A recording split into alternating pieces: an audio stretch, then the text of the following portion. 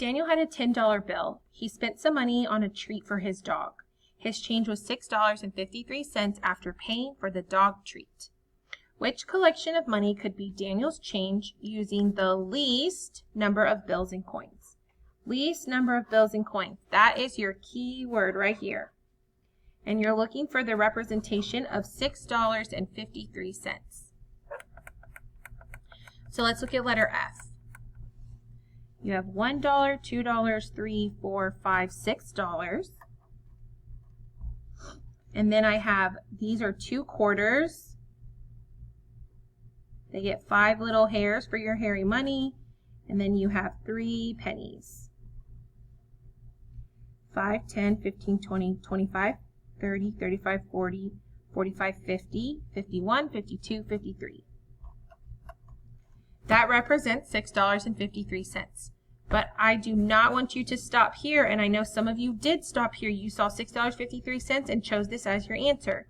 But I'm looking for the least number of bills and coins. So let's look at numbers or letter G. A $1 bill and a $5 bill is $6. I have 2 quarters, which is 50 cents. 1, 2, 3, 4, 5. And I have 3 pennies, which is the same amount of coins as I had up here. So $6.53. But this one uses less dollar bills than letter F does. So letter F is out and letter G is a maybe.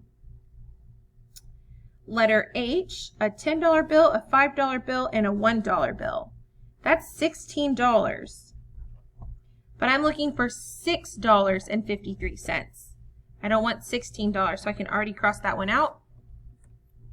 And letter J, a $5 bill and a $1 bill. That's $6. And then my coins, I have dimes and pennies. 10, 20, 30, 40, 50, 51, 52, 53. This is the same amount of money as letter G, but letter J uses 1, 2, 3, 4, 5, 6, 7, 8 coins and $2 bills.